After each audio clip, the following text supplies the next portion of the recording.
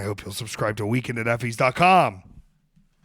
There's no way to perfectly begin this journey, Peter, except for to say that I think you should be happy to know there's a society that every day when I look up above the movie theater with the Minions graphics, Godzilla, while performing to her own theme song, lets out a mighty roar every single hour. That's the kind of society I want to be a part of. Yeah. That's the kind of place I've been all week. And I'm not even going to start in Tokyo, Japan. We're going to start even further before that. Because I was gone. I returned on the 11th day, is what I think they would say. I left on the first day, and I returned on the 11th day. And in that time in between, I went to Edmonton and Calgary and Tokyo and Honolulu and Salt Lake City and Fort Lauderdale somehow and Atlanta, Georgia, back home where I belong. And, you know, the first thing I did when I got home, to tell this completely out of sorts, when my bag wasn't found and I couldn't get all of the cute Japan gifts for everyone out, I ordered shrimp and grits from one of the restaurants around here, along with a French toast breakfast. And I ate and I ate and I drank coffee and then I slept. And I then woke up and saw Alien Romulus with you. And then I slept some more. And then I did some laundry and I slept. And today I finally have returned to the gym. Because I realized this weekend I got to fight Jinder Mahal. Ooh. Yeah, he's very jacked, very large, very tan, very hot. And it's not easy to, you know, look physically foreboding against someone like Jinder Mahal. So I'm going to do my best. I got a little bit of a tan going. I went to the gym. I'm ahead of where I was yesterday. Yeah. That's all we can ask to be. That's all we can, yeah. Well, it's good to see you again. Can we get a brief dog update? How were the dogs? So Bebop is continuing to be a cuddle boy. We are teaching him the ways. He's been a bit of a cuddle. vicious boy today, but he did bite me as soon as I walked. Yeah, in he the did. door. Yeah, listen, he's been guarding the perimeter, and he also does not, like you said, does not want to let Cranberry go on her own. But it's like I say biting, but it is also like I'm like, oh, hi, Bebop. I think I'm petting him, and I look down, and my hand is in his mouth, and I go, that's not what we were doing here. It isn't. You're not hurting me. You're or not it's like really when you ask for a biting me, kiss, but he's real fired up, and he just goes, yeah, and he sort of just gnaws you. So he didn't used to be a cuddler. No. And we've been working on it. So I'll pick him up and I'll flip him on his belly. We worked our way up to that. Yeah. And so he'll come up to me now and just turn over. Because he knows. And he likes it now. And I will say he was a bit more cuddly before his weight loss period. And now that he's skinnier, I think he's a little more dastardly. But I think you're working it out of him to where he's becoming a little soft boy again. But I also think that he started to gain weight again. Okay, this makes sense. Because Lucy was also slightly chubbier than usual. So I think we've adjusted to the new house. Okay. We'll be going on a walk tonight. We've been getting back into the walks. Okay, good. He probably could use that. I'm not the best walking guy because I've walked enough. If I told you how many, like if I measured my steps in Tokyo, it's like disgusting. Like we were doing 12,000 a day easily. To be completely honest with you, I was being a little bit quieter this morning because I didn't want you to wake up because I wanted to walk to work. Oh, well, listen, I'm not going to force myself to drive you, but like I don't, in my head, if I had to walk outdoors half a mile, I would give up. So I'm basing this on kind of where my brain is at. Walking it's like a necessary part. Okay. Yeah. Well, I'm not going to take that away from you, but like it's okay to also if it's hot and out. I'm not like, and I thank you so much for taking me, of course, but I'm saying the walks bring joy to me, so it's not. All right, so I'm not just like forcing you into hard labor because that's what it feels like to me. When I wake up and it's 10:05, like today, I was like, "Oh God." So no, I hope Peter's okay. Like when I was at work, just absolutely drowning because everything's a nightmare. My thought was, okay, well, I'll just take the dogs and I'll walk tonight, and everything will be fine. Yeah, it will. It's gonna be beautiful. My little girl's like, sorry, I didn't. Later. Lucy just walked up to me very expectantly. My little chicken girl right here. Don't know. She might come. She gave me a little. Yeah, she's an emotional seller. She'll sell it to you emotionally. And there's nothing wrong with that. I think it's good that she knows what's going on and that she expresses herself. She definitely does not keep her emotions in. Did we give Bobby broccoli before? I don't think so. Okay. Now, here's the thing. Cranberry's always been a broccoli girl. Cranberry's always been broccoli? She loves broccoli. Okay. Bebop is not So always... Bebop was staring at Lucy, watching her eat broccoli, and was very jealous. And then he wanted broccoli and would only eat broccoli. And then I gave him broccoli, and he threw all of it off of his food and ate the kibble underneath. Okay. So, and then ate the broccoli at then, some other point. The other dog living in the house that loves broccoli might have also eaten the broccoli, so I don't really know. We don't know. We're going to have to do another broccoli test with these dogs. I can tell you, this girl right here, Cranberry, she loves broccoli.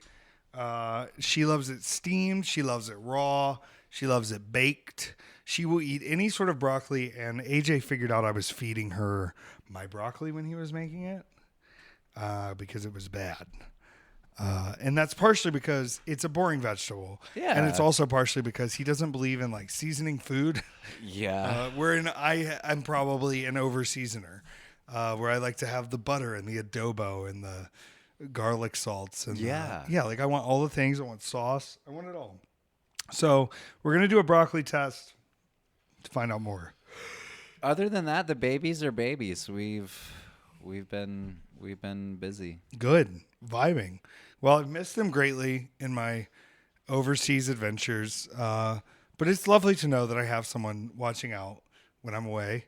And, I mean, some cute gifts came back. Yeah. So, like, yeah, it comes with a little bit of excitement. And Bebop is always excited to see me when I get home, and then very hesitant about whether or not I'm going to be staying. Like, he'll start cuddling, and then he'll kind of, like, think about it. Like... I don't know. I don't want to get too comfortable here because what if you leave me again? So I'm sorry that I'm portraying abandonment issues onto my dog. Like it does seem a little bit harsh. He's a little extra when you're gone. I imagine. But we don't, it's fine. We don't mind it. It's cute. You know why he's getting a little uppy. Yeah. He just gets a little. So he's also kind of a bully when you're gone. Is he? So like when we go to bed, he'll just like walk straight up and like plop on my lap. Like, that's not where you go, He'll man. take my spot in the bed. Oh, okay. Like I'll get up to go to the bathroom and he'll just take the spot I was in. And I'm like, dude, I don't have, at this point in the night, I don't have the energy. And so I just start sliding all over him and making him deal with me. Yeah. Like, hey, bud, you want to hang out? This is where it's going to happen. Yeah. Does he do the thing where he just drops all his weight? Yeah. Oh, He's just super unhelpful. Yeah. He won't move. I'm going to ask you this. Have you seen any humping while I was gone? No. He doesn't. Okay, well, he he immediately started humping. As soon as we got in the room and he realized what was going on, immediately started humping. Side note, I did get through skill and technique, a Mega Minion out of a claw machine in Tokyo, to which he has started fucking with, but I kind of have this feeling he's going to start humping it. He's going to start humping it, but he's not going to fully destroy it for a while. Like, he's sort of soft on it, and I'm worried that he's fallen in love with the Mega Minion. Okay, keep it away from Lucy. Oh, I 100% am keeping it Lucy away will from tear Lucy. that thing apart. Yeah. And that's like, I'm expecting him to do the same, but I also don't want to subvert her to You're the also materials. trying to teach him how to fuck a minion. Okay, I just want to say, someone modded a minion recently with a fleshlight and some fishnets, and it's not for me. Okay? I like real human connection and dates and love and kissing. I'm not fucking a minion. I just want to say that here. I want to be perfectly clear. I'm not fucking a minion. You sound Bebop might fuck a minion. You sound a little defensive. I'm not fucking a minion. I've never even thought about fucking a minion. I never even saw a minion and said, that minion is hot. You're tripping all over your words. What? I'm not buying it. I'm telling the American people here, I did not have sexual urges towards that minion. And in my Grooniverse, they are non-sexual entities. The Grooniverse. Okay. You know about Gru? Not the Gooniverse. No. I'm grooning, not gooning, which is when you watch Gru movies. think we need to move on. What? So the beauty of Tokyo, the magic of Japan. We're going to talk this week. I just want to get into it. The magic of Japan. The magic of Japan. I will say at one point, this is me jumping around, but it's fine because I'm remembering things. At one point, after a very long night out on the town with many of the DDT stars in Shinjuku, at the DDT bar and some other places, I was awoken and went out to lunch with Nick Karp and Joey Janela, and we went to, I believe it was Joey Janela. No, it wasn't. I can't tell you who we went out with. We'll say it was Joey Janela, to this small omelet restaurant where they serve fried rice omelets with a little bit of ketchup on top. And the side dish to this are cabbage rolls filled with beef in a gravy. And I just want to say, whatever Polish Jewish grandmother visited Tokyo and taught them how to make these perfect, eggy, wonderful omelets with cabbage rolls filled with beef and the most perfect Jewish gravy I've ever had in my life. God bless you, because I'm walking around Shinjuku and I'm finding traditional, like home-style Jewish meals, and it is nourishing in a way that is to the soul and not just... What are you doing? He's trying to dig a hole in the couch. He's trying to dig a hole in the couch. For what? I don't know. These little rat boys, they're diggers. Know. They dig. That's what they do. And I'm still surprised I saved that baby rabbit from him that one day. I know. That was such a dark day. I'd given up. I was like, fuck. The rabbit got to safety. But I don't want to participate in his murder. Yeah. Before we get to Tokyo, before we talk about everything we're going to talk about, I don't know how deep in the week we're going to get, but I'm going to say this. This was one of the most interesting, emotionally exhausting, rewarding, self-discovering weeks of my life. And I'm so happy I'm home. I was trying to be in a better touristy mood this time in Japan, trying to really take my blessings in. And I think because of that, I had an even more enjoyable time than usual. Not that it isn't always enjoyable. Right. But I will say, as I was getting towards going to Japan, yawn break, I was getting a little tired of having people tell me, like, what a blessing it was. Because I feel like there's a lot of luck. There is a lot of blessing.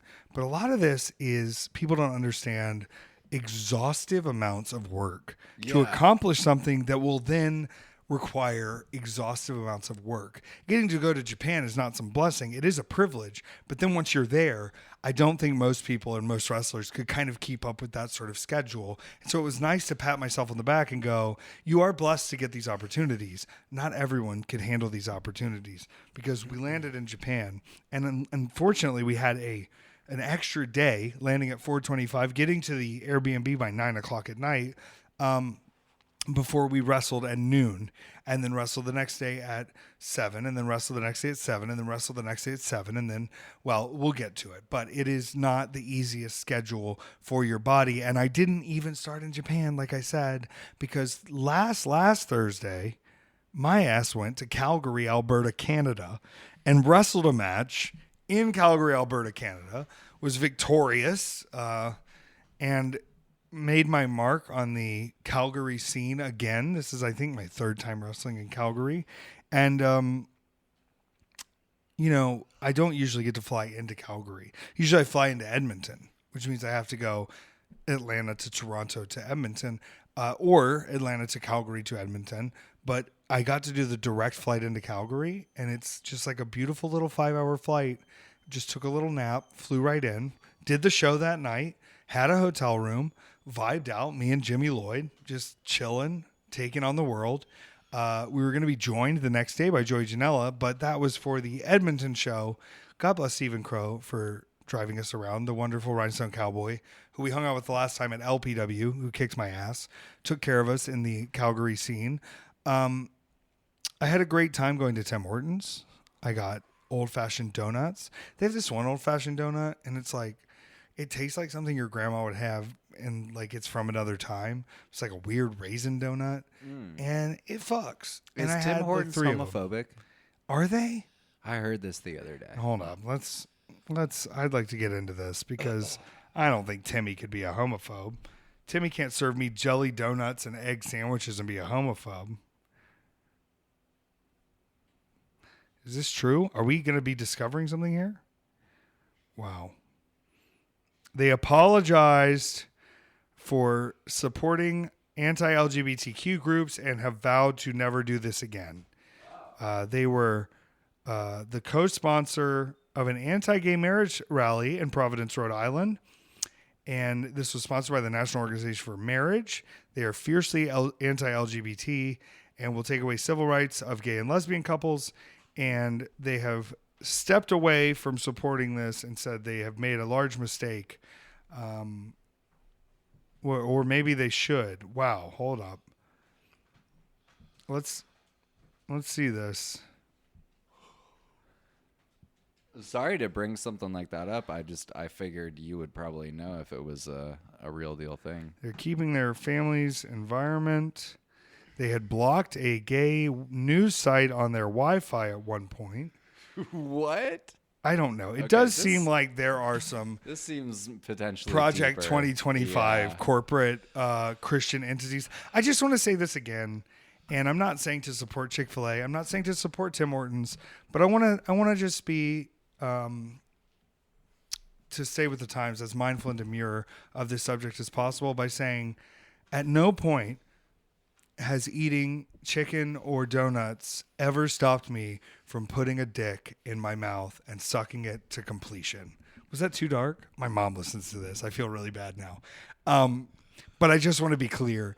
You can be as anti whatever you want, and you can make the path more difficult. And I don't think we should support, people who are trying to keep us down, especially with the legislation and the current, opinions in public of trans people or LGBTQ people, of their rights, of Project 2025. But I do want to say that y'all can't stop me from being a fag. You can't do it. I'm a dirty fucking gay boy. And no matter how many times you donate a cent from my donuts, you can't stop me from doing what we're going to do. And if I told you all of what we did and what I'm going to do and what I have done, you would continue to vote the way you're voting. And guess what? I don't care. You will be drawn out. You will be voted against, and your ways will die with you. Was that too dark? No. No, we have to tell them. We are going to make cocks come whether you donate or not. That's what we do. Yeah.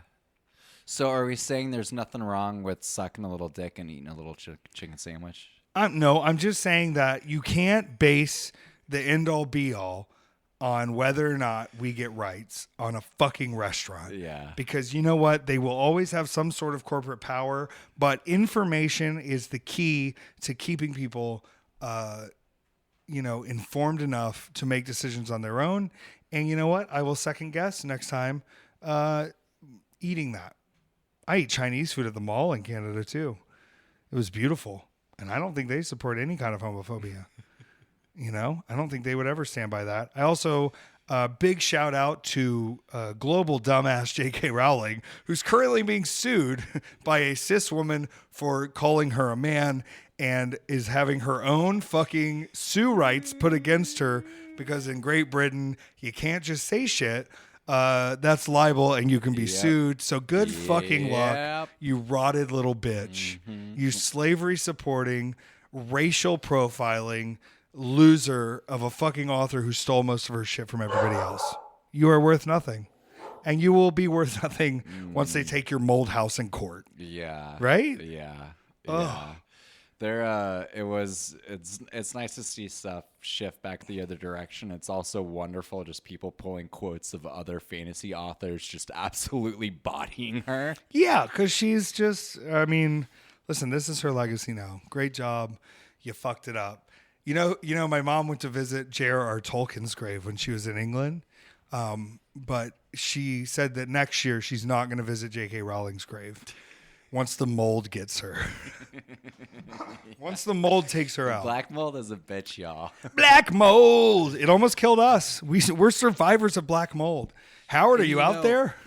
Funnily enough, I didn't transvestigate somebody through that whole process. Yeah, no matter how much black mold poisoning we got, we absolutely weren't concerned about finding out someone's true genders. We were not that stupid because of the mold. because we're all just trying to live out here.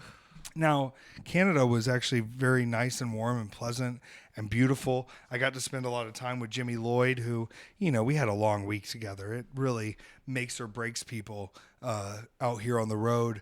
But that second night, due to some injuries, things got moved around. Our triple threat move got changed a little bit. It's me and Mitch Ryder, and he has the championship that I used to hold. Sadly, I was unsuccessful, but I was successful in helping empty my bag a little bit. Thanks to all the Canada fans for buying merch, for waiting in line, for checking things out. Donovan Dijak was on that show. That's a big dude. And he wears gym shorts. And I'm imagining if I put the gym shorts on, they would be as long as my legs. Ooh. Like they would be like long. They would be like Jinko jeans on me because that man's like 6'7". He's a giant dude. And you're just like, wow. I also will say what a marvel to watch him, work and put matches together with people. That was... it was very selfless and magic and cool because he wasn't just coming in being big boy star. He was there to work. He put his working boots on.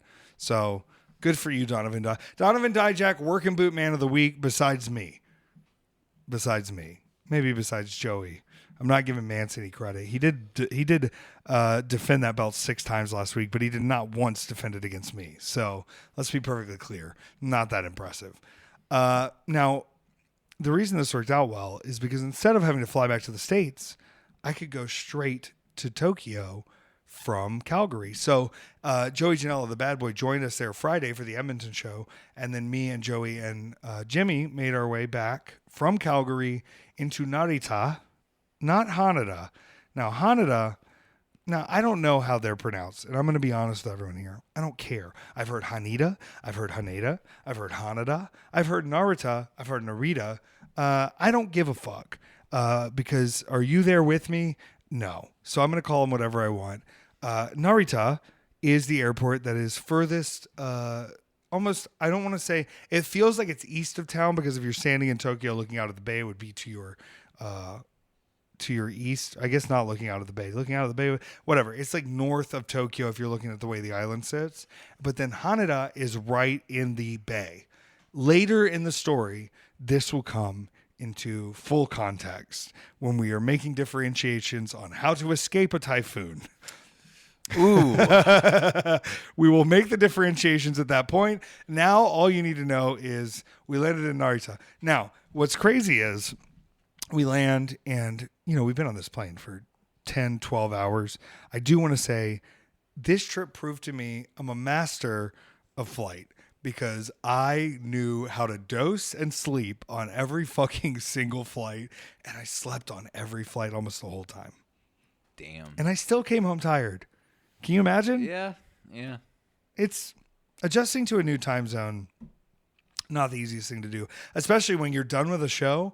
And by the time your adrenaline cools down, it's 1 a.m. already, and you're trying to find food, and it's Tokyo, so everything's open. And then all of a sudden, you look up and it's 3:30. Like it's like you're not trying to be out late. You're not trying to have your sleep schedule messed up. It's my day doesn't start until 4, and the food is open until 7, 8. Like it's what else am I gonna do but stay up all night and waste my life and have a good time checking out all the fun places. You're with me so far though. We just got to Narita. Mm-hmm. We got in a taxi because I couldn't take the train anymore. I was being a bit of a diva at this point, but also our Airbnb was a bit out of the way in the city. It was much closer to like Tokyo Disneyland than it was to inner Tokyo, which really wasn't the worst thing in the world, except for it does take you about an hour to get anywhere we're going. Can you tell them? People are like, stop yawning on here. They're going to be so mad. But guess what? You want this podcast out this week? You're going to get some yawns. Better than eating on the podcast. Whoa, is it? Did I eat on the podcast? I think you ate once on the podcast. Should I do it right now? No, because there were complaints. What was I eating? What could I have been eating? I don't know. It's what is it? Misophoniac, isn't that where those sounds really bother you? We've got some misophoniacs out there. Yeah. I did get some cookie dough. It's more common, than we think. Yeah, misophobia. It's because it is like a I think like a nervous system response. So they gag to it. Something Sorry. like that, yeah. Well, I won't eat, but I did get some good chocolate caramel cookie dough that we should turn into It cookies. doesn't. I don't have that. It doesn't bother me. Well, I know. I'm not trying to bother them. I'm trying to think of things I would want to eat right now. That's one of them. Yeah. Ooh. That's what I'm thinking about. Pretty religiously. Maybe preheat the oven religiously. We'll see. So we get there. We get in the taxi. The beauty of going to Japan and finding your Airbnb for the first time is that there's no way you'll find it the first time. Yeah. And everyone else had gotten there before us. So there was one of two camps. Camp one is they're out on the town. They're getting steak. Hold up. Let me take a big fat swig of this American energy drink. Stay here, baby. There's one camp that's out checking out the town, doing touristy stuff, getting Ribera jackets. And then there's the other camp, which is they're all asleep inside the Airbnb. No one's answering their phone either way. So me and Jimmy and Joey are just wandering the streets trying to find this Airbnb. We walk up to a lady who knows a little bit of English that's at one of the outdoor vending machines. There's just beautiful vending machines everywhere. And she has her dog that's a little like light up Bichon Frise with a light up sweater on.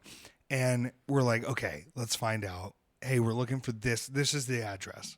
And what also happens is the English and Japanese translations of the addresses sometimes pull up different things. And she goes, it's that one. And just points to the one in front of us. And it was. That was the Airbnb. And so this whole time we're just wandering the streets. And I'm going, we'll never find it. We'll never find this place.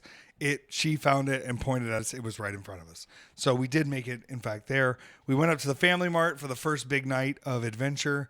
Now, the big bowl that was here that's on the table now, they have this new thing going, and I guess they've done it before. Joey said they did one for New Japan people where you go in and you get a little tag, right? So here's my Gudetama. Now, this looks like just a big cereal bowl. Let me tell you what this actually is.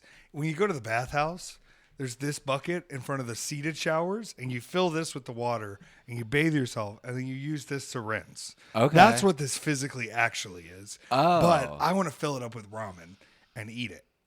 Yeah. Right? Yeah. Or cereal. Yeah. Or just pudding. Yes. So you go in, and they have a bucket like this, and you pull out a ticket. And then you open the ticket and they tell you what prize you got. So the first day, and I got to find where I put these, I got Minions bags. They look like you could put like drugs in them. They're like Minions, so they're sealable Minions rubber Apple plastic bags. Yeah. And they're awesome, but I can't find where I put them.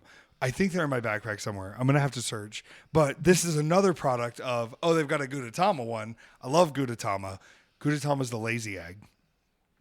Look how lazy that egg is. For those that aren't familiar, who's Gudetama? Gudetama is the lazy egg. Okay.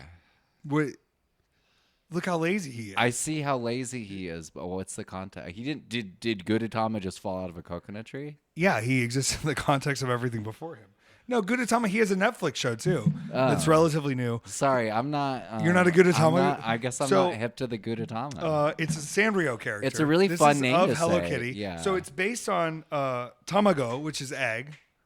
I guess I'm not kawaii enough. Yeah, Tamago is an egg, and something Gouda is lazy. So he's Gudetama, he's the lazy egg. And he exists in a lot of different forms. I should send you all the different Gudetamas. I think you should take them in. Gudetama HQ poster. I thought about getting a Gudetama tattoo while I was there, and I voted against it for the sole reason of I wanted to go play more claw machines. Oh. I'm going to send this right here. So now you can see all the poses of Gudetama. And let's look. I want to get a little more detail here. I really love my Gudetama egg bowl.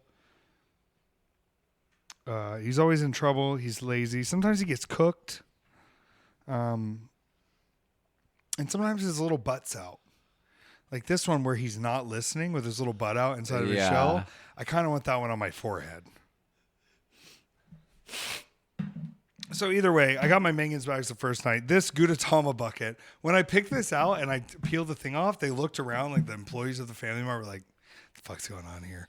And then they just like took some keychains out of this thing and then handed me this. And I was like, this is a weird prize, isn't it? And then it started raining, and I held my Gudetama bucket over my head. It was beautiful.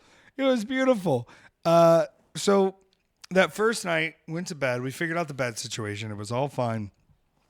But our show the next day, it was Mountain Festival Day. Hold up. Let me look up what the actual festival holiday name is.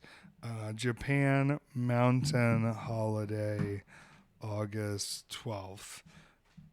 Yamanohi, which is Mountain Day, celebrated annually on August 11th, except when that date falls on a Sunday, in which case it's shifted to August 12th. It's a very relatively new holiday, and there are not many formalized practices associated with it yet, other than GCW versus DDT at Korakuen Hall at noon. Almost 3/4 of Japan's terrain is mountainous, and the country has a long history of spiritual practices associated with mountains and volcanoes. It was formally established in 2014, Mountain Day, a public holiday, after growing cultural and civic enthusiasm for the country's many majestic peaks. Is opportune time to pay respects to the magnificent topography in your own special way.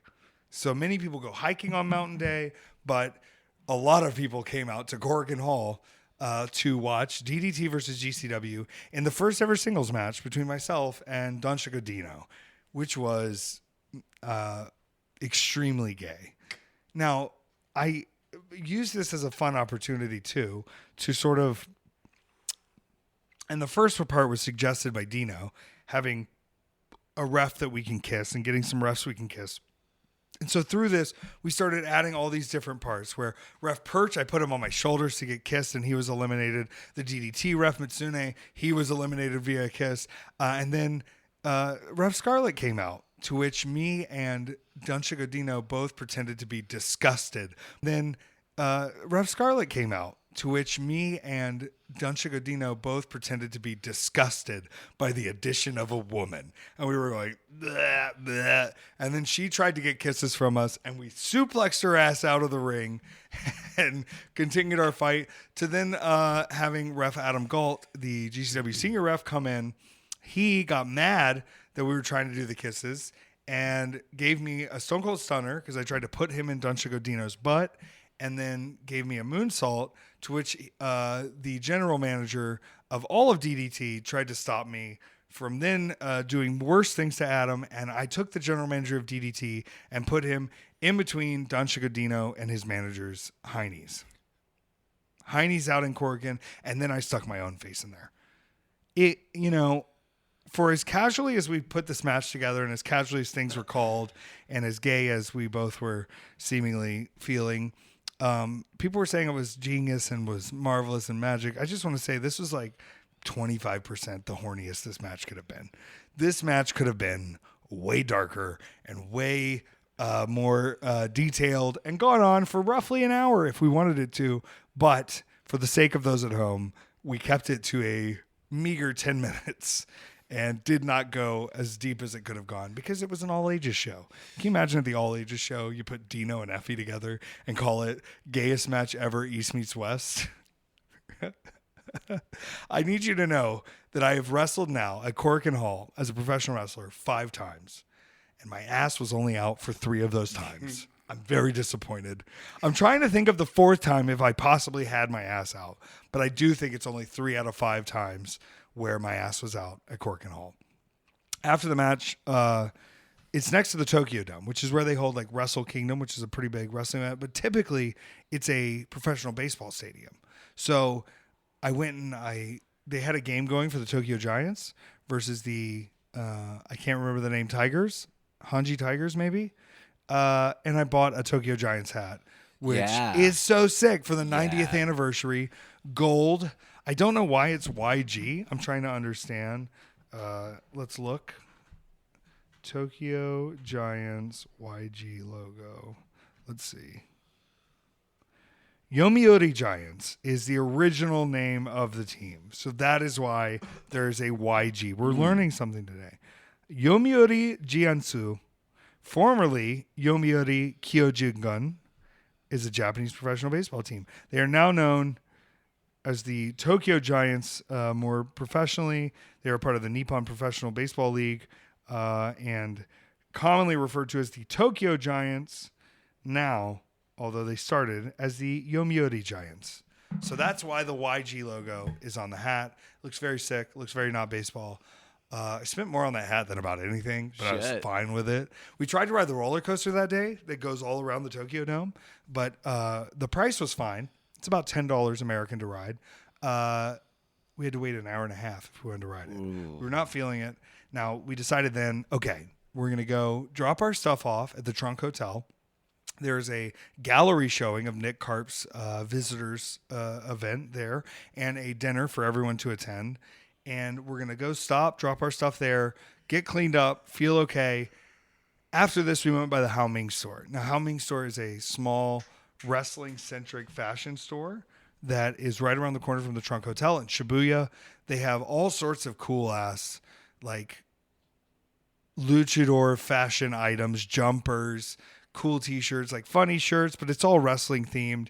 And I just want to say to Tiger with Hao Ming, off air, we'll discuss this further, but what a wonderful friend to professional wrestling. What a magical person. He hooked everybody up with a bunch of cool stuff and clothes. He did the visitors custom shirts for the event. I felt like a superstar going into his store and getting the treatment we got. I got to sign the wall there. He took video of it. It's so very cool. Like, I don't ever want to be assumptively recognized. The same thing happened at Tadakon, where I'll talk about later, where I found those pictures and programs. And the Japanese they don't want to make a big scene of anything.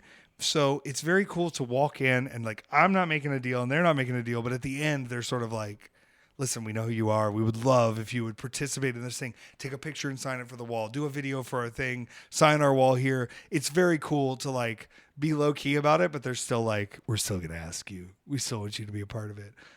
And I just want to say to the other crew that was begging to be a part of that was not with GCW or DDT, that was in Japan for other things that are mostly jabronis, good luck validating yourself through trying to force yourself onto things that you weren't really invited to.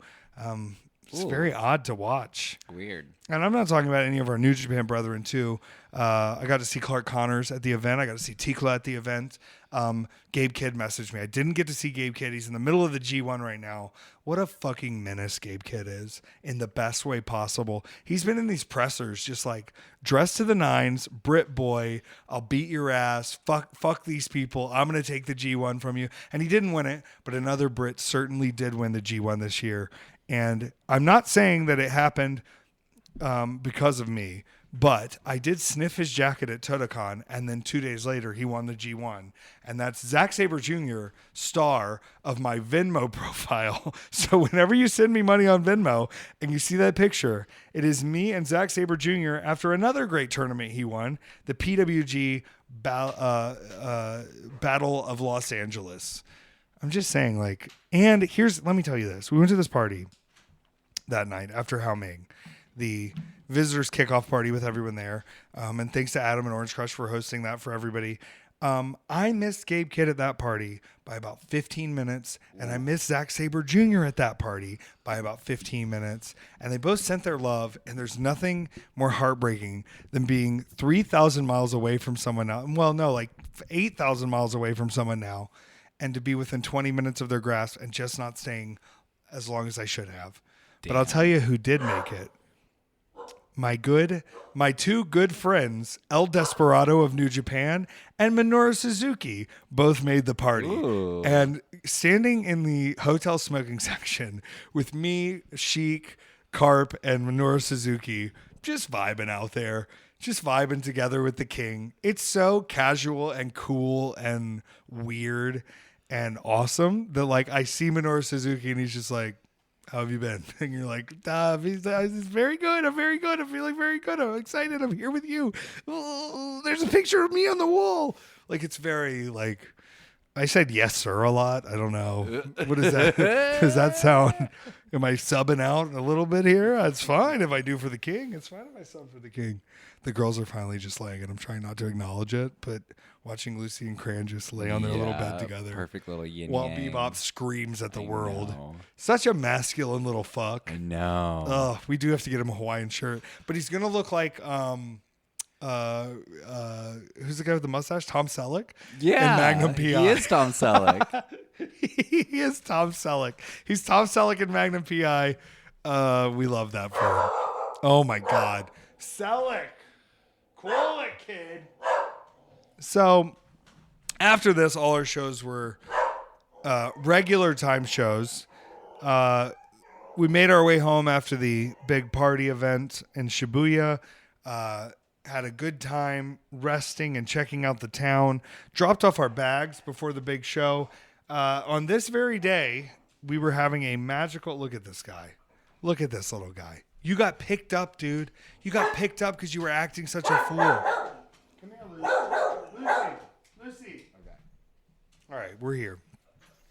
Post Shibuya, go back to the Airbnb, vibe out down in Chiba. Just don't look it up. It was far enough away from everything. Luckily, Nick Carp had a hotel room right in Shinjuku, so we kept dropping off our bags there. So we wake up early and go up, drop our bags, and then dip out on the town. And then Shinjuku Face, where this was directly across the street from this hotel, which would have been a better place to put us in a hotel if than down in Chiba. But I'm not going to complain. I'm very excited to be here. I love Japan. It's a beautiful place. Would have been a little bit more convenient for me. So we make our way to do the first GCW official show. And I don't know if you're familiar with Aja Kong. Are you familiar with Aja Kong? No. Aja Kong's been beating up bitches for fucking 50 years and just destroying everyone. She is Japanese. She is black. She is a woman's talent that is dominant. She is a back fist master. And our match was the lovely, I want to get everybody's name right, Takeda, who is used to stabbing people with scissors. He's stabbed Jimmy Lloyd quite a few times with scissors. Aja Kong, which was a big part of this. And then Mao, we were supposed to go see his band play Sunday. I didn't make it in time. We just got to the Airbnb as his band was done playing. But he's very fucked up. And he points to his knee and it says fucked up. And he likes to do fucked up things. So we did. So Thrusty fought the three of them and got a pinfall on Aja Kong. Yes, we were dominant against them as a team. And Dark Sheik, Alley Catch, Effy, we got a pinfall over Aja Kong. So pretty prolific as far as if you're going to rank us and shit, go ahead and consider that we did pin Aja Kong, how gracious she may be. I got to smoke a cigarette in the cigarette box with Aja Kong, and that kind of felt like a cooler moment than even having the match, where we're just, our locker room, it's like locker room, and then smoking box in between the three, and you just go close the door, and everyone can see you. You're just in there having your cigarette, because they don't want you to smoke outside in Japan. We've discussed this, I feel like, and it's not something you do. You do not just walk around smoking cigarettes. You go inside, and then you go even further inside by the bathroom with the door closed and a mirror, and you smoke in there. It's very cool. That's cool. Finished that show up, got some food, got some vibes. I think we went out on the town this night. Yeah, we definitely went out on the town this night. We went to this bar called Mother, where they just play CDs, and it's dark, and like 8 people can fit inside, and she has a flashlight where she's asking you what drinks you want. And after spending time in there with a few of us, we made our way over. Chris Brooks, the giant Englishman, called us over to go to the DDT bar. Never have I had a vibe switch so efficiently than going from the Flashlight Metal Club underground to the also underground small noodle bar and drinking house that DDT owns for people to hang out in. It was just like night and fucking day of cool places to hang out. Still both very cool, very sick, but also like, come on, what are we doing here? This is wildly different vibes. And both, 3 a.m. in Shinjuku. Now, if any of you were there for the Visitors New York meeting and you heard a story about Jimmy Lloyd getting kidnapped, I can assure you I did not allow him to get kidnapped this time. We were safe from any kidnapping, but we did run into the guy that kidnapped him. No. We did. And he said, how's it been, brother? And recognized him. So I just want to put a clearing to the end of that story it was recognizable that it was Jimmy, and it was recognizable that this was the kidnapper, and they had seemingly all made good. It sounds like everybody was okay with where they were at now. So good luck to everybody not getting kidnapped, and good luck to Jimmy Lloyd not getting kidnapped himself. Right? Pretty crazy. Bebop, chill. Little rat boy, come here. Come here. Rat boy, come here. Let me talk to you. Let me talk to my rat son. Look. You like Gudetama? Look in the bowl. What is that? You want to eat out of that bowl because it's a giant bowl. Come here.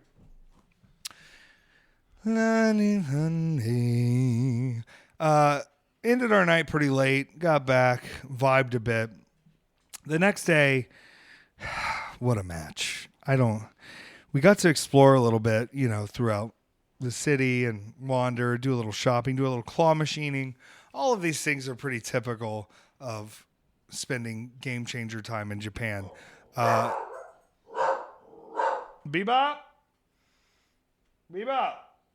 you're fucked. We were about to encounter a very dangerous endangered species. Are you familiar with the giant panda? Yes. Are you familiar with a specific giant panda? Yes. Andre's a giant panda. Andre's a giant panda was going to be in battle against the stars of GCW, including Kikutaro, including Danhausen, including Joey Janela the bad boy, including Broski Jimmy Lloyd, and of course including myself, E to the FFY, Effy, against Andre's a giant panda. And you had questions for me about Andre's a giant panda, and I answered them, but I'm going to answer them differently here. Yes, it's a giant panda. They have to bribe the panda to the ring with bamboo. He is led by a rococo-dressed tiger mask gentleman to the ring, who's his manager, and he is susceptible to water. It makes him shrink. The water makes him shrink down, and that's something you should know when going into watching the match. Now, joy level, how did you feel watching the match? 11 out of 10. It was delightful, wasn't it? Yes. It's such a silly concept, but there's so much fun, you really get to mirror your character off of this panda. Yeah. And it's still just going to do the panda stuff. Yeah. It's so dumb to me, but starting the match with Jimmy Lloyd, calling everyone an idiot, and then calling the panda the biggest idiot of all, and ending the match with Jimmy trying to become friends with the panda to save himself from being sacrificed, and it not working.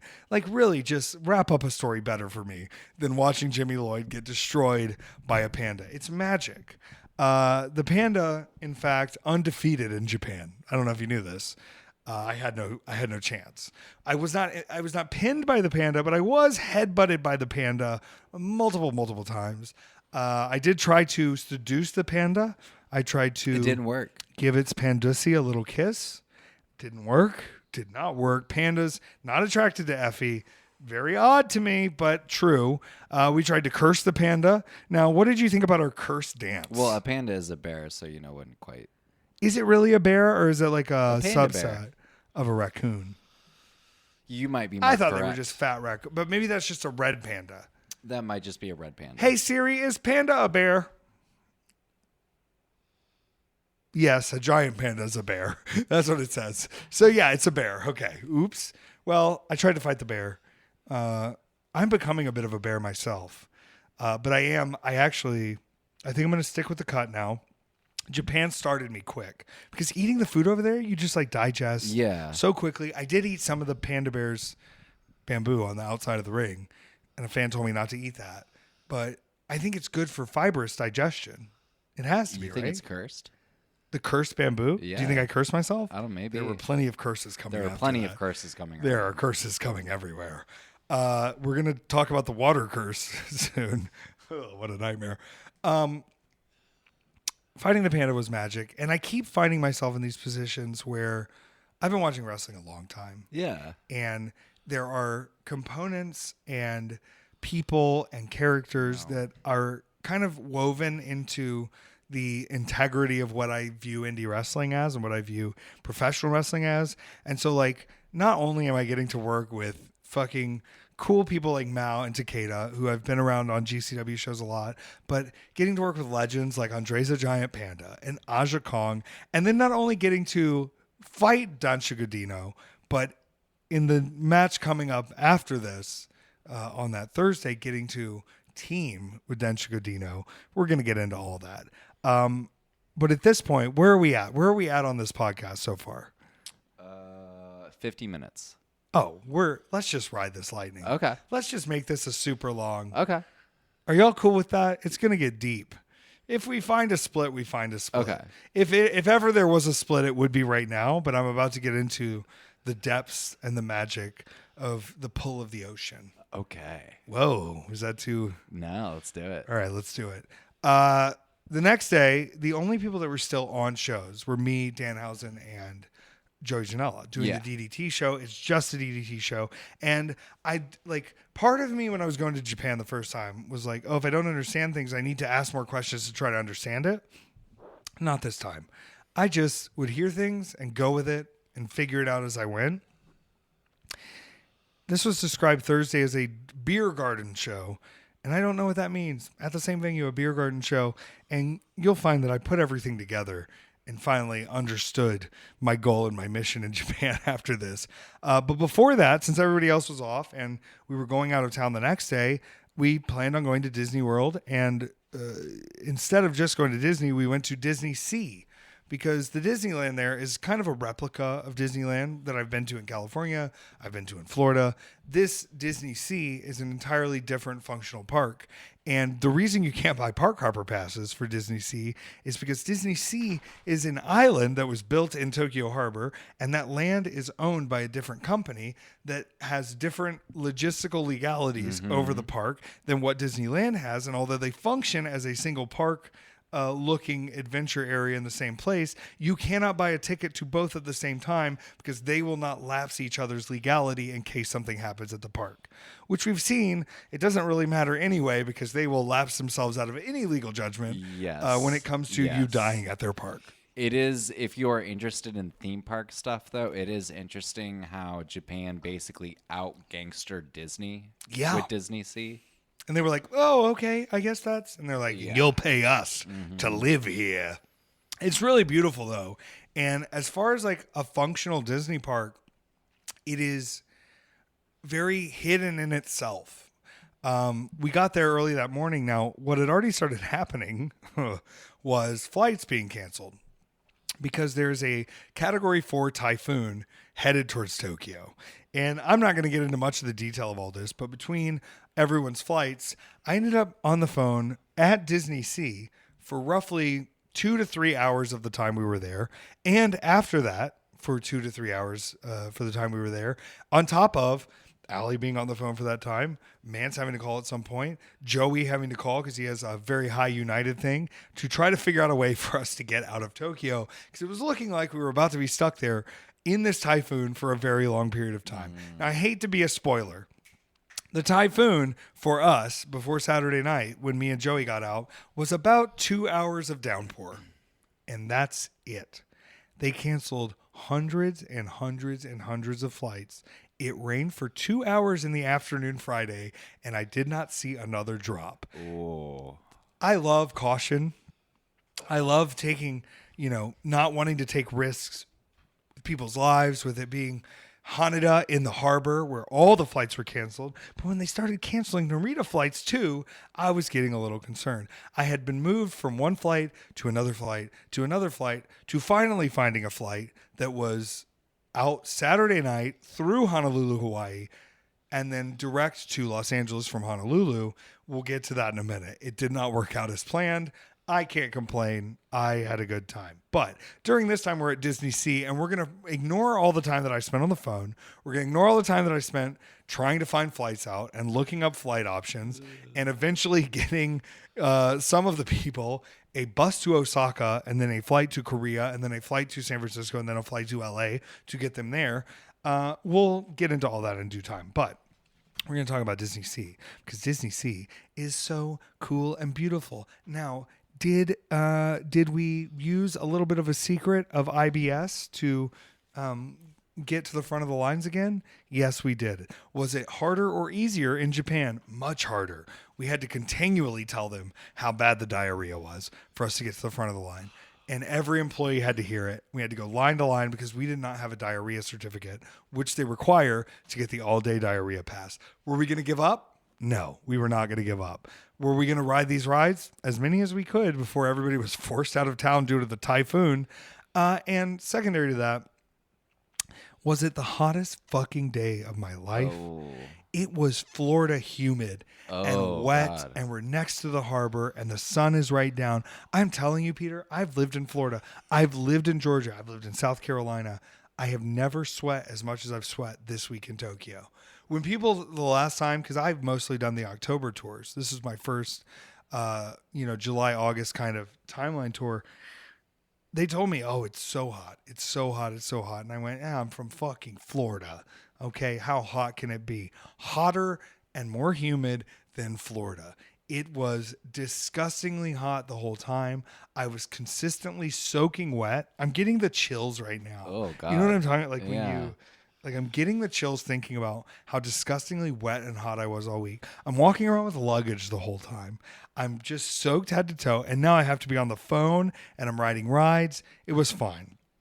I did skip out on the first ride everybody rode together, which was Tower of Terror. Not that I didn't want to ride it, not that I wouldn't have loved it. I was so thirsty at this point that I just went to get everybody drinks. Now, have you been to Disney World in America before? Yeah. You know how expensive all the food and snacks and drinks are? In Japan, not the case. Oh. So if I wanted to get a combo that is 3 types of sandwiches, a pastrami sandwich, a shrimp sandwich, and a dessert strawberry sandwich with a drink and fries, it is roughly $12 US. I went and bought 2 beers and 10 regular drinks for the 9 of us. Just for everybody, take what you want, drink as much as you can. Here's how much I can hold. The sodas are $2.50 a piece. The beers are roughly $5 American. And you're going, do they know they could gouge us here? Yeah. And they just respectfully will not gouge us. They're like, no, you're at the park already. You paid to get in here. You paid a very high price to get in. Do you know how much it costs to get into Disney Sea versus Disney here? Let's look. I just want to look up right now. Let's just say we want to go to one park. We want to go to the Magic Kingdom for 1 ticket. Okay. You got to be wondering, oh, how much does that cost? How much would that be? And I'm wishing it would pull up right now and just show me how much is a ticket to Magic Kingdom. It's like $1.20, right? Yep. I would say that's probably correct. I want to see if it's even gone up more. A base price is $109 to $159, depending on the day. Yeah. $75. Oh, yeah. $75 to get in. Yeah. And this is what's even better. After 5 p.m., you can go into the other park that you didn't pay to get into for half price. You do have to purchase a separate ticket, but you can get in for half price. Now, the center of Disney Sea is a giant volcano. And you may be wondering, what sick Disney property were they using to have the main ride of the volcano of the central point of Disney Sea? Yes, you're right. It's Brendan Fraser and The Rock's Journey to the Center of the Earth 1 and 2, which is a themed cart roller coaster ride that goes through the volcano. That's the main theme ride of the park. We also rode a Finding Nemo ride, which was very sick. And we rode the new Indiana Jones ride, which they have the animatronic of Harrison Ford speaking in Japanese, which is just like very fascinating. That's incredible. It was one of the coolest rides I've ever ridden. You do all this crazy, anything you can imagine that's Indiana Jones, you're going through it. These rides are like kind of unbelievable theming wise. Like what kind of, was it like a 3D ride? Was it like you're in a car okay, and you're driving through with 8 of you in the car, and there's stuff being shot by your head and crystal skull aliens and tornadoes and death valleys, and the big rolling stone comes at you and snakes are trying to get you, and you go across teetery bridges speaking Japanese to you, and you're like, this is the coolest thing. It's like, I wanted it to be, it was like the Mummy on acid, the Mummy ride at Universal, but like better and cooler. And I feel like they used to at old Universal have a Indiana Jones ride that they got rid of, but this is a very new age, way new technology. I know at Disney they had like the live show. Okay. All right. So that's probably similar. Let's see. Universal original rides. I want to see what I'm comparing this to, because I know it was a part of the fabric of Universal that was similar. They did get rid of Poseidon's Fury there. Oh, yeah, they got rid of that. Yeah, Beetlejuice Graveyard Review. I don't know. I can't even remember. I don't know. Doesn't matter. Does it matter? Confrontation sounds sick, though. Yeah, it does. The confrontation. I'm trying to think of all the other rides we rode. We did ride Journey to the Center of the Earth, of course. I didn't have time to ride everything, though, because we had to get to a show. Myself and Joey, we had to get to the Biergarten 2024 Biergarten DDT Dramatic Dream Team show. And we made our way back towards Shinjuku for the Shinjuku Face venue, and then started figuring out what our match was going to be. Now, I have to say this, and I'm going to be as polite as I can about it.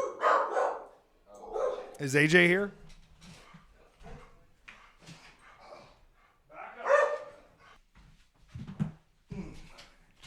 Okay, I'm back. What other rides did I ride at Disney Sea?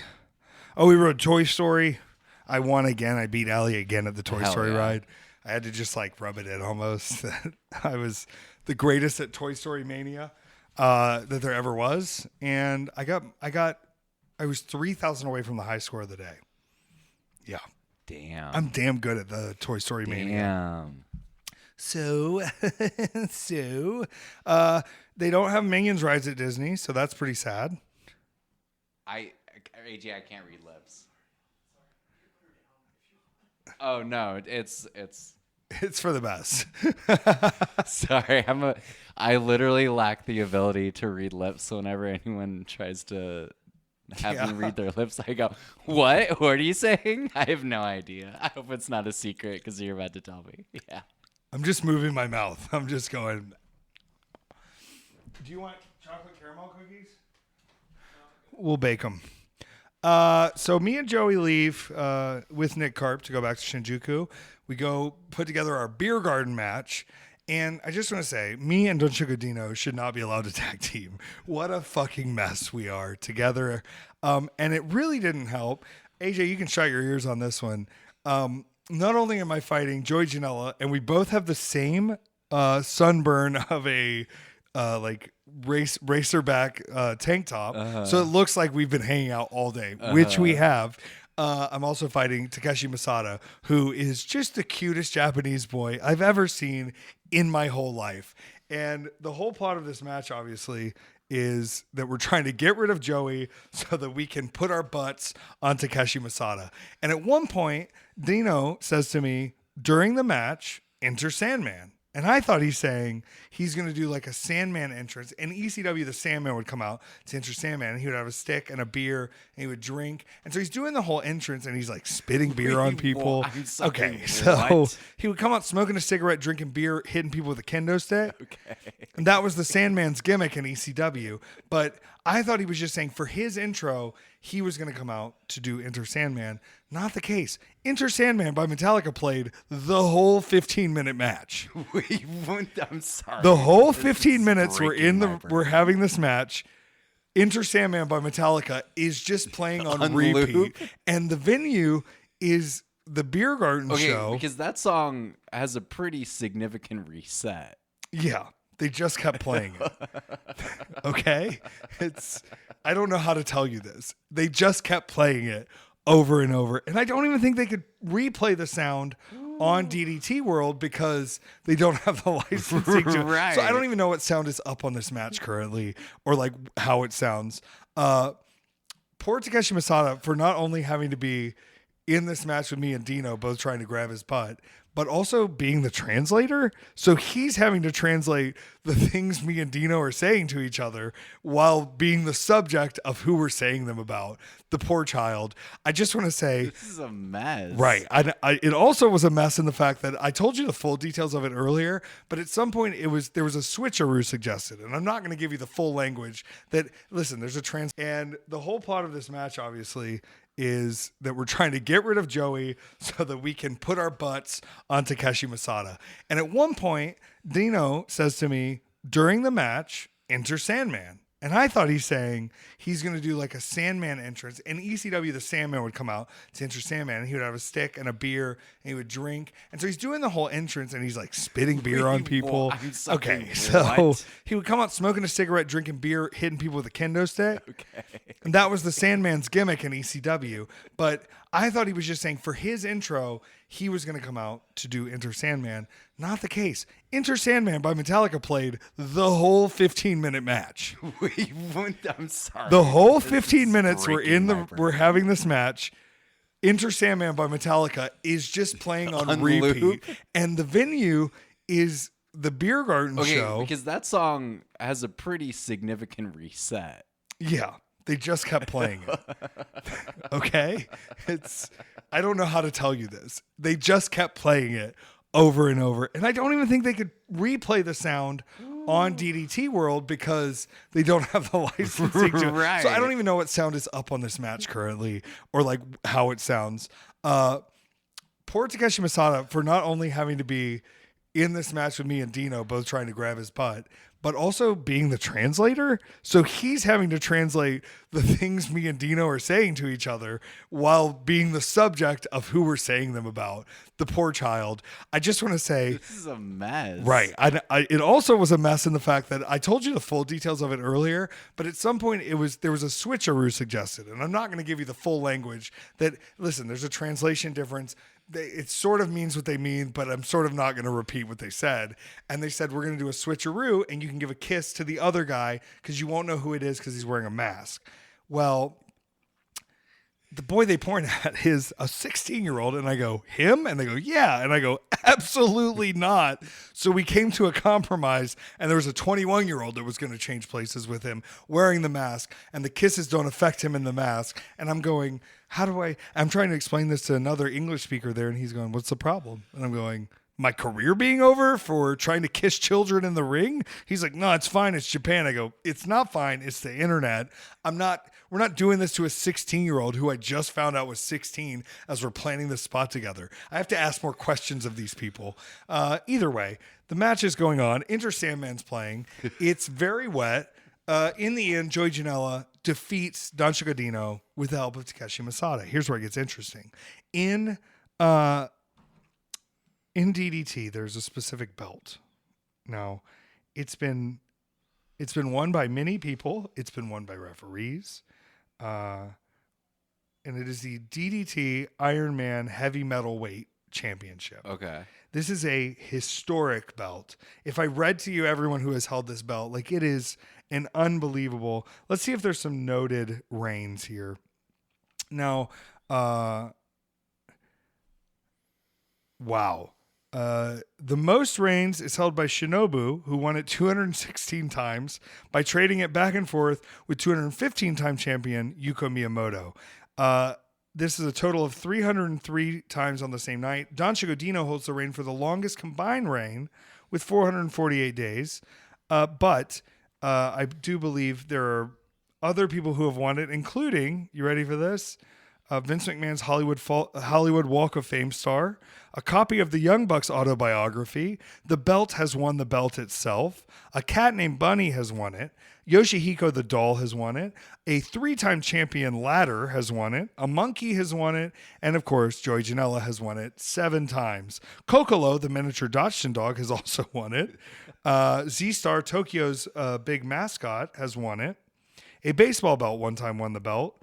A baseball bat one time won the belt. A Big Japan Pro Wrestling ring truck won the belt. A Pro Wrestling Wave poster won the belt.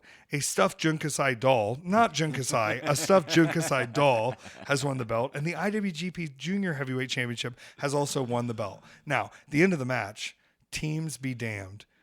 Takeshi Masada rolls up Joey Janela. 1-2, he kicks out. Joey is pissed. How dare you, Takeshi Masada? We were a team. Well, during this turmoil, what did I do? I rolled up Joey's ass. 1, 2, 3. My first official reign as the DDT Iron Man Heavy Metal Weight Championship holder. I went backstage to give my thoughts to the press to Pro Wrestling Weekly to the DDT press. I'm in the middle of cutting this promo, but I'm going to be the greatest champion of all time. And what happens? I get a nut stunner from my partner, Danchiko Dino, who then tries to pin me 1-2. I kick out, of course, and I try to run away and I try to fight him again. Now the whole floor at this point of this venue is covered in beer, completely covered, because it's the beer garden. People are shaking beers. People are throwing beers. I am covered in the humidity and sweat of Tokyo. And Takeshi Masada tries to get me again. 1-2, I kick out. And I go, come on, bro. Chuste, which is kiss. Chuste. And while I'm trying to flirt, what happens? Danchiko Dino nuts me and rolls me up and takes the belt back. I held the belt for 6 minutes and 21 seconds. That's it. But I held the belt. That's official. I would like PWI to adjust my ranking, to adjust my status, and to understand that as a former DDT Ironman heavy metal weight champion, I demand the best of the best of the best, and that includes pepperoni pizza in my locker room. How's that? How's that for the final match? Now, the next day, we had a little bonus time. We were supposed to leave that day originally. Flight was canceled, moved to another flight. Flight was canceled, moved to another night. You get the idea. The flight keeps being canceled. It's crazy.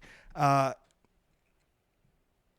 said, you know what? We're going to make the best of this, Joey. Whether we get there or not, we've done our best. We've put absolutely as much effort into this as we can. You've made calls. I've made calls. We've all made calls.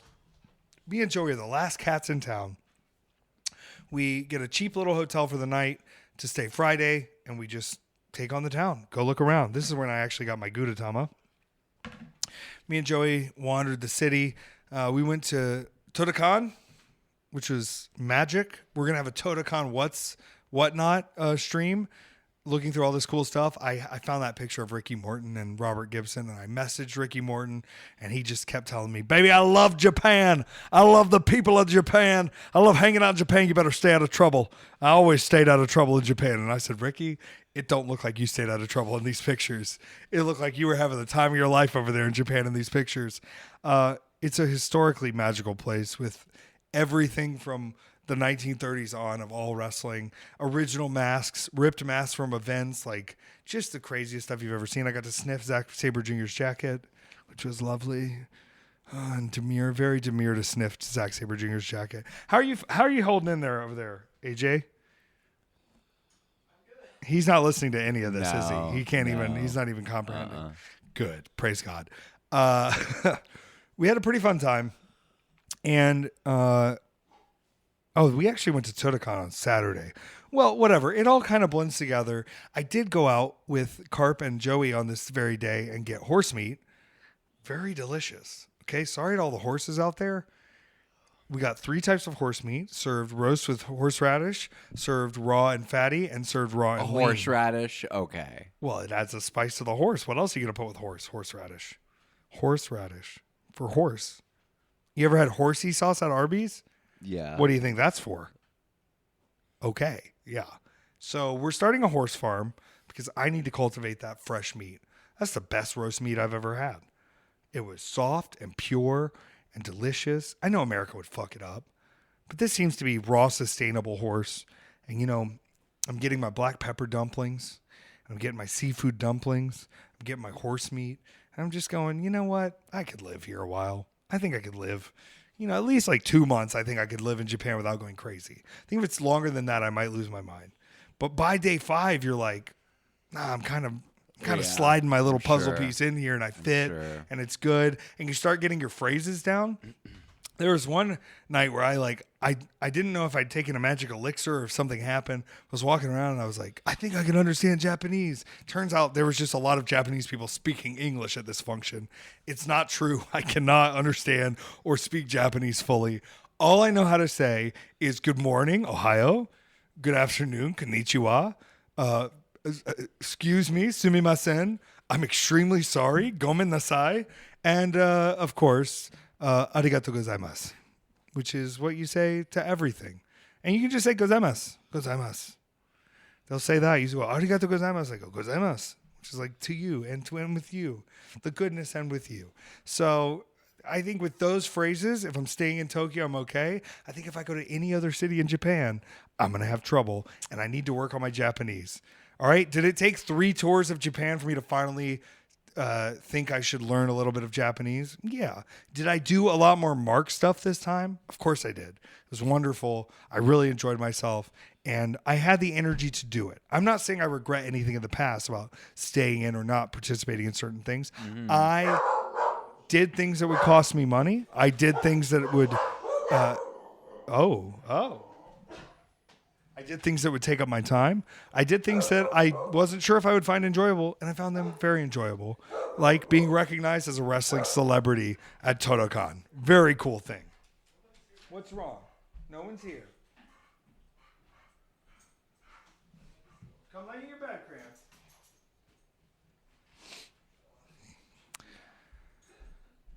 Now, AJ will probably hear this through everything, but I did discover my new favorite way to consume Greek yogurt, which is via cigarette. The Greek yogurt cigarette is a marvel of Japanese ingenuity. The Americans could never. They would take it away because they'd say children like yogurt. You can't have yogurt cigarettes because there's children. And you know what Japan said? They said not only are we going to have yogurt cigarettes, Greek yogurt cigarettes where you pop the Greek yogurt ball to add the yogurty flavor to your cigarette.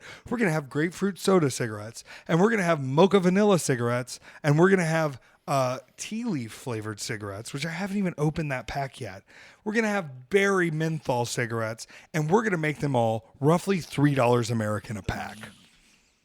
I'm over there going, I wish I had more vapes, and I don't want to smoke a lot of cigarettes. And then I realize it's so fucking cheap to smoke there that I just, honestly, I keep going back. You know, we watched the Olympics while we were there. We ended up watching the finals of the women's wrestling where Japan defeated America upon, getting there. And all I could think was, and we've discussed this before, it's incredibly impressive for an athlete to have a nutritionist and a trainer and to be able to stay in a village where they have access to the best nutritionists and trainers and equipment and facilities to be the best version of their athletic form that they can. But it's way more impressive to me to eat hot dumplings all week, to sweat nonstop, to not sleep, to be smoking a bunch of grapefruit and yogurt cigarettes all day, to be at Disney World getting sunburnt until 10 p.m., and then go to the show and wrestle. That to me is far more impressive than if every little bit of your magical way was perfected. Perfect isn't interesting. Professional wrestling is very much so not perfect, but it is very interesting. Now, did we make it out of Tokyo? You're probably wondering. Did we escape the typhoon?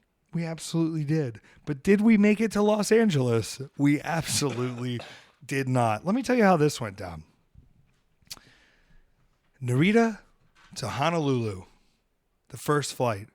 Now, this is a moment where I don't want to toot my own horn, but they certainly wanted to toot it for me. And I need you to understand how low the bar is, Peter, because I got on this plane and a lady looked at me and she said, listen, is there any way you would change places with my husband on this flight to Honolulu from Tokyo, Japan?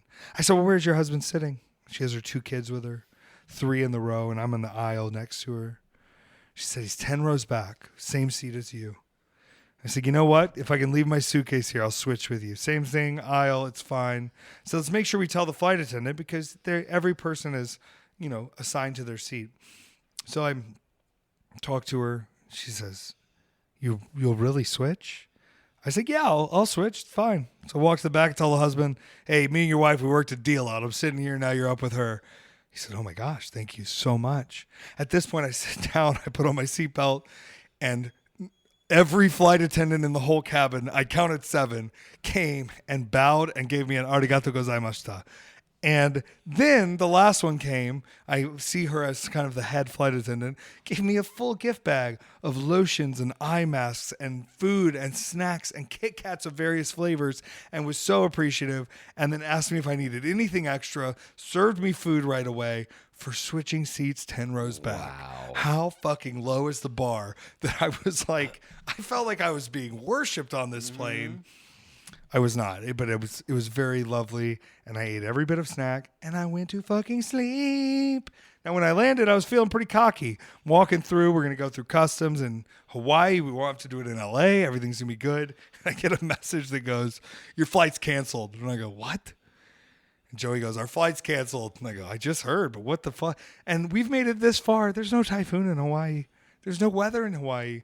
I think because of the typhoon cancelings, they did not have the staff getting to Hawaii that they needed from Japan, which is a high amount of flights coming from Japan to Hawaii through to the U.S., that they couldn't have this flight take off. And so we leave the baggage area. We make the call. Joey, pretty high status on United. I'm pretty high status on Delta. In this case, United was our helper. But we've, as a team, we've got a pretty good chance. And he goes, well, the only way we can make it is if we take this flight and we go straight to Salt Lake. We're going to miss LA. We're not going to be there for LA. It's one of the first LA shows I've ever missed. And we'll land in Salt Lake City at 5:15 a.m. So we got to do it. Now it's 10 a.m. in Honolulu and 7 p.m. until our flight. And me and Joey went and had a fucking vacation day. But do you know he's in Hawaii? No, I don't. Oh. I don't know that. I just texted him, "Were you at the beach?" Oh, we're going to see. Now, we swam in the water for a little while. Me and Joey were just like having the time of our lives. Hold up. I got to get the rest of those pictures of me from Joey. Try. He just said, "Bro, I was thinking about you yesterday. I wonder if this is happening. Is this real?" This would be really weird that I didn't just go up and confirm with a stranger. Either way, I just want to say Hawaii has the most beautiful people I've ever seen on the beach. I don't want to meet any of them. I don't want to know anything else about them. I want them to be, this sounds so sociopathic, I want them to be background. Was it you in Waikiki? This is now just freaking him out. No, I wasn't at the beach. I thought I saw you. Well, good. I just reconnected with a friend. Happy Mercury retrograde. Happy Mercury retrograde. Reconnecting with a friend. Lovely. All right. So this Dole Whip. You know about Dole Whip? It's like pineapple soft serve, but it's like made of fruit. And I got like a 3-foot Dole Whip, and I ate the whole thing, and it had chili, like spicy syrup, and then pineapple and mango pieces. And then you just, no, he's in Tampa fishing. I really thought it was him. We kept looking at each other kind of. It was weird. Maybe this dude was just tired of his wife. I don't know. I can't predict it. Ate more of that, wandered the beach even more, had such a good time. Me and Joey spend a lot of time together, but it's usually with other people. And I had such a lovely time just getting to hang out with Joey, having my phone off, just taking things in. I got a few videos and things in, but then I'm asking Joey, please send me the other pics he took. Yeah. There's some really good pics. And I'm not the best photographer in the world, and I'll admit that. Okay. It's fine. It's fine. You take good photos. Nah, not always. I almost bought a new phone today. I got to wait to get paid from this Japan tour before I can just but I found a good deal. It'll be fine. We're going to get better content. I'm doing my best. Actually, I'll tell a photo story in a minute here. We finish up there. We make it back, get on our flight to Salt Lake. What a change in genre to go from Tokyo to Honolulu to Salt Lake City. Ooh. And here's what I didn't realize about Salt Lake City. It's beautiful. It's lovely. Borderline, I might be a Mormon, Peter. I don't know. If I get to chill there and it's chill, I might be a Mormon. I don't think it's that chill there, though. It seemed really chill for the parts I was there for, which was eating breakfast at the Sheraton. Yeah. We landed, and luckily, thank God, my good friend Scott, what a hero to all, had us a hotel room ready with here's how good his status is with the hotel systems. A 4 p.m. late checkout. So he basically booked the room for the day before, and then we get there at 5:15. We don't have to leave until 4. The show's at 5. So we just get to stay in this hotel room all morning. That's nice. Without it being the next day. That's nice. And we got the executive breakfast. The only people at this breakfast were me, Joey, and people over the age of 80. And it was awesome. 5:30 in the morning at the breakfast, and it's eggs and sausage and everything. Just big buffet style wild breakfast. And the Sheraton really knows how to do it. After breakfast, guess what I did? I went and got in the hot tub And then I went and got in bed and I took a nap until 2:30. It was fantastic. Went to Salt Lake City. Now here's what I didn't realize. 0 feet, Tokyo, above sea level. Now it gets really high up if you go up the mountains. Salt Lake City, 4,500 feet above sea level. It was devastating to wrestle in that altitude after being at 0 feet sea level the whole week. Yeah. And then being in Honolulu right at sea level. And I'm going, I wonder why it's so hard to breathe here. Oh, I'm on top of a fucking mountain plateau. And now I have to fight this giant dude who looks like if I went to the gym all the time, named Ocean Avery, who's huge. I saw the video of him German suplexing me, and I realized why I am so sore. On top of a lot of things, but like I was like, "Ooh, yeah, that was just that one move, quite stiff." It was my first time ever wrestling in Salt Lake City, so very exciting to be in a new state, meeting new people. We wrestled inside this like yoga house where like they showed up allegedly and people were still there doing their morning yoga exploration, and then we came in and filled it with wrestling, and it was very cool, and they were very loud. And I feel like GCW is outlaw, but it's especially outlaw in Salt Lake City. Like it felt very just like we were pirate people who snuck in and found the ones that were like us.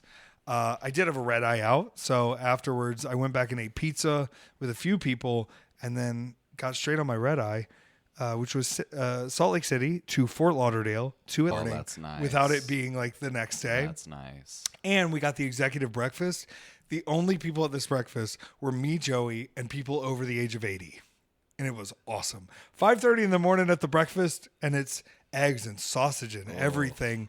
Just big buffet style wild breakfast. And the Sheridan really knows how to do it. After breakfast, guess what I did? I went and got in the hot tub. And then I went and got in bed and I took a nap until 2:30. It was fantastic. Went to Salt Lake City. Now here's what I didn't realize. 0 feet, Tokyo, above sea level. Now it gets really high up if you go up the mountains. Salt Lake City, 4,500 feet above sea level. It was devastating to wrestle in that altitude after being at 0 feet sea level the whole week. Yeah. And then being in Honolulu right at sea level. And I'm going, I wonder why it's so hard to breathe here. Oh, I'm on top of a fucking mountain plateau. And now I have to fight this giant dude who looks like if I went to the gym all the time, named Ocean Avery, who's huge. I saw the video of him German suplexing me, and I realized why I am so sore. On top of a lot of things, but like I was like, "Ooh, yeah, that was just that one move, quite stiff." It was my first time ever wrestling in Salt Lake City, so very exciting to be in a new state, meeting new people. We wrestled inside this like yoga house where like they showed up allegedly and people were still there doing their morning yoga exploration. And then we came in and filled it with wrestling, and it was very cool. And they were very loud. And I feel like GCW is outlaw, but it's especially outlaw in Salt Lake City. Like it felt very just like we were pirate people who snuck in and found the ones that were like us. I did have a red eye out. So afterwards I went back and ate pizza with a few people and then got straight on my red eye, which was Salt Lake City to Fort Lauderdale to Atlanta. And my bag didn't make it. My bag finally was picked up today. I have all my cool Japan gifts here now. I got you some cute stuff. You enjoying it? Mm-hmm. You don't have to say what it is. I'll wear my Snoopy socks tomorrow. Yeah, Snoopy flower socks. So cute. So adorable. So kawaii. You can't... If anybody tells you they don't say kawaii in Japan, they're fucking wrong, because they do. I have heard plenty of Japanese people tell me I look kawaii. Effy, so kawaii. So cute. So, yeah, they do say it. Just clearing the air here. Sorry we've been away for a bit. Obviously, I've been out. But I just want to say, like, even that one day in Waikiki was so refreshing to my spirit. And I had no goal. I had no assignment. I had no indication of what to do or where to be. And just wandering the sales racks and going to the beach and eating Dole Whip and not having a show that day made such a difference to me mentally. And coming home, I was tired, was exhausted, but I didn't feel worn out. You know, I knew I needed a nap. I didn't feel worn out. Patreon mega episode, weekendateffys.com. I know I've just rambled for 100 hours without bringing up the Patreon. I will have part 1 of the video vlog up from Tokyo for everyone to see. And then part 2 is going to be locked behind the paywall. Ooh. Trying to show you guys what you can get access to. And we have a lot of cool stuff coming up, as well as the Patreon mini vlog where we talk about all sorts of movies and especially Alien Romulus. And how we can't find a place to go see Cuckoo. I know. So mad. You liked it? It was good. Which better, Alien Romulus or Cuckoo? Alien Romulus. Okay. All right. That's fair. Yeah, that's fair. It was a very good movie. It was very good. Okay. So do we have any questions now? We do. I know we rushed through everything, but, I'm feeling very Gudetama now. I'm about to take a little lazy egg time nap after this. Oh, God, me too. And I'm going to bake cookies for us. Oh.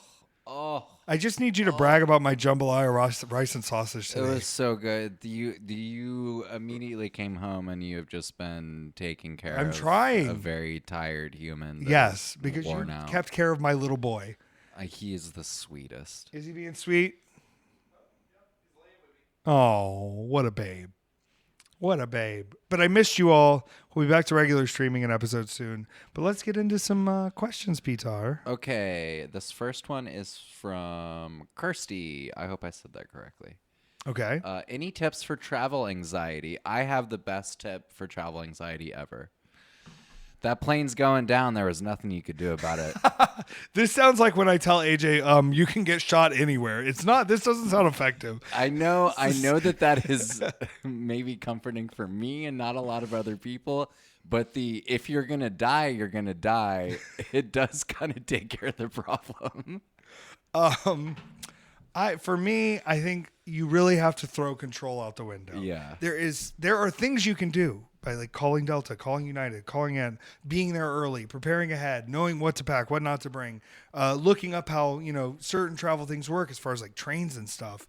But some of it you just have to throw your hands up and go, I've done my best. Yeah. And take in what's around you, because a lot of this stuff that's inconveniencing you, say a typhoon or a missed flight, in the end, like it's going to be approached one of two ways. It's happening and you're dealing with it, or you're trying to fight it the whole time and it's still happening. Uh-huh. And, not all of our missed flights are going to be in Waikiki. I get that. Not all of our flights are going to be harassed by a typhoon that barely exists or doesn't exist. But you've got to just try to take in what's happening, because objectively, at a certain point, you've done everything you can do. And sometimes you just got to get on that plane and see what happens. Because really, I don't know if we're flying in the sky or not. I don't know what's real, but that magic metal tube, it gets me there every time. And they open the door and I feel the new humidity of wherever I am, and I take it in and I have fun, and I have trouble finding the Airbnb and it beats me up a little bit. But then me and Jimmy Lloyd smoke a grapefruit cigarette and things are okay. Okay, this is from Miguel. Any thoughts on Hulk Hogan's recent comments on body slamming Kamala Harris? Racists say racist things more at 10. Don't be surprised that he is grifting the lowest form of dollar possible. He has lost every other functional way to make money. He will grift this out until you tell him no. He has a karaoke seafood restaurant in Tampa Bay. If that doesn't sound like something a racist would do, I don't know what to tell you. He's a fucking racist, objectively. So of course he's going to make comments. I mean, you saw the whole thing. I don't even want to bring light to some of the comments he made. Please don't go to Hulk Hogan for your political news. Okay. Or but anything. I will say there's one thing I like about it, is that it shows the level of desperation the conservatives are at in this country. To think that adding Hulk Hogan, saying he's going to body slam a woman and being unsure of her racial background, and that's confusing for him, to think that is a positive, a net positive for their campaign going forward, to have that man on board to push you. Yeah. Guess what? COVID killed a lot of great people. It also killed a lot of Trump voters. Fuck you, and I wish there were more of you gone.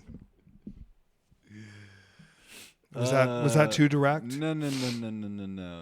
I mean, as fucking crazy and fucked up as everything is, it is nice that we're at least it's transparent how much of a grifter fucking loser.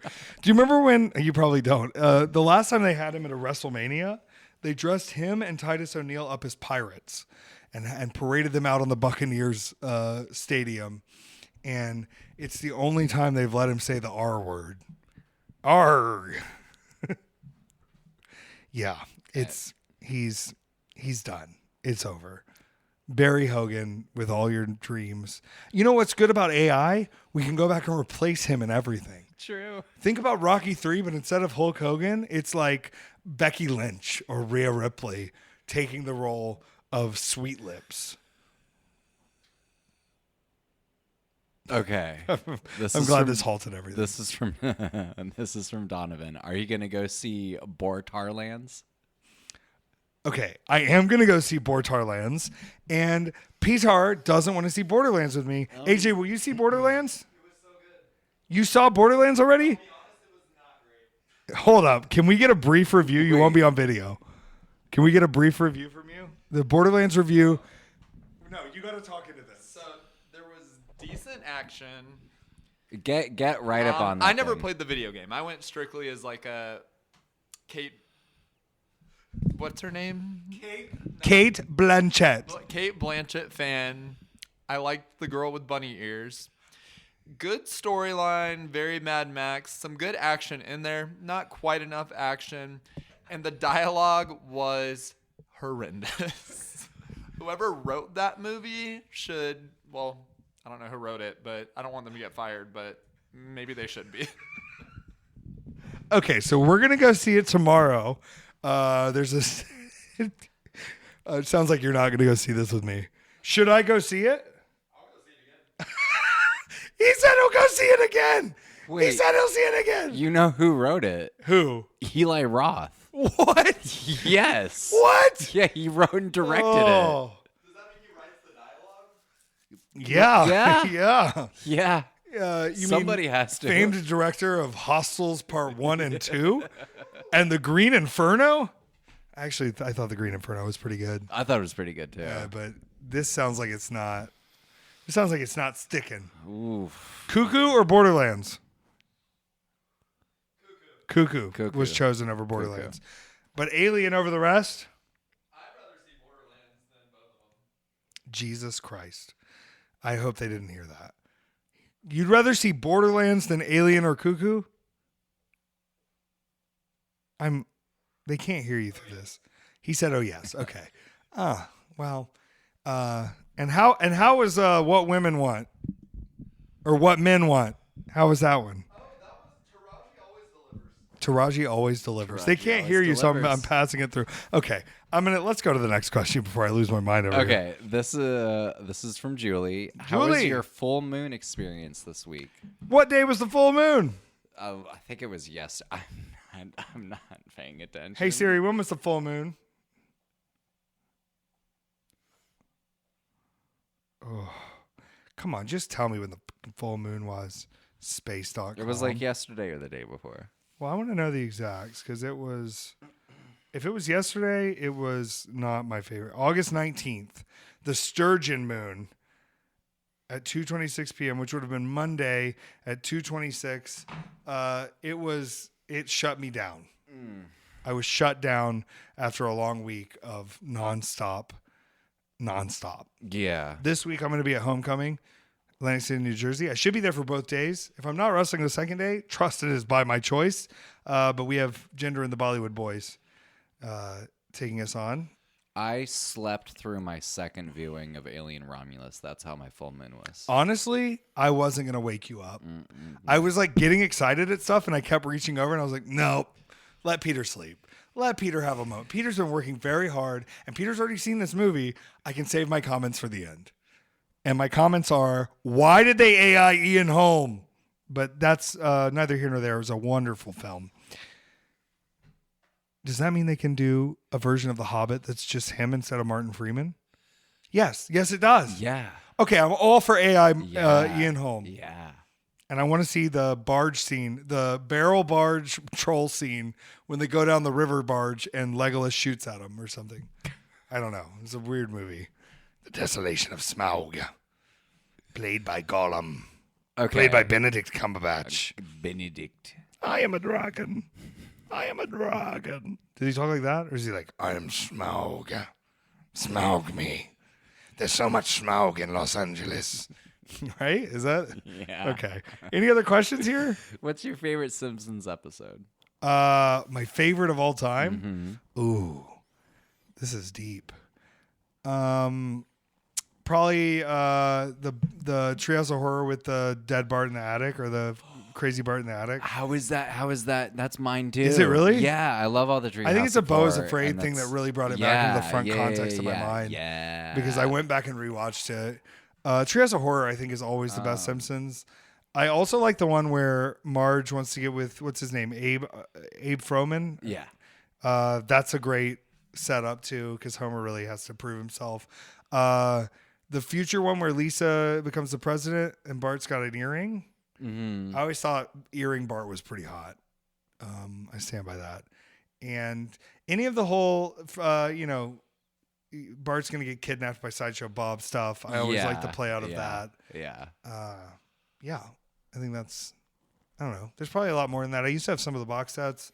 Used to be a bigger Simpsons head. I think they ran into the ground for a few seasons and it worried me. I hear it's good again. Conceptually, writing the Simpsons right at Universal, fulfills something in my heart that not many cartoon rides could. Yeah. And so I have to acknowledge that. Yeah. Stephen Crow, who was driving us around in Calgary, has a Bart Simpson tattoo on his arm. And I complimented it, and he said it wasn't supposed to be that big. And I was like, no, it's the right size. It's correct. You have the correct size. Full Bart Simpson head bicep piece. It's correct. 100%. I had a Simpsons thing, but what is it where they there was something recently where it's like Bad Simpsons, and he doesn't say cowabunga, but he says, oh, it was in Chippendale, wasn't it? Yeah. Where that's they have the Yeah, reboots on Chippendale, the new movie. Very good film. Very fun film. Okay, my brain is Falling apart? falling apart. That's okay. I finally know why they call it grown up. I groan every time I get up. Oh, that's good. Thank you, Oh, Heather. that's good. Thank you. Was that Heather? Yeah. Thank you, Heather, for hooking me up last night, too. You paid for my dinner. It was wonderful. I appreciate it. Gudetama bowl. Gudetama. Lazy egg. Gudetama bowl. I like that it looks like a big ramen bowl, but I know what it's from. You use this to rinse yourself in the bathhouse when you're bringing your own water. Bring your own bucket, Bring your own bucket. Anything else you'd like to add? Mm-mm. All right. Well, thank you to everyone for listening, and we'll be back next week with information on how I beat the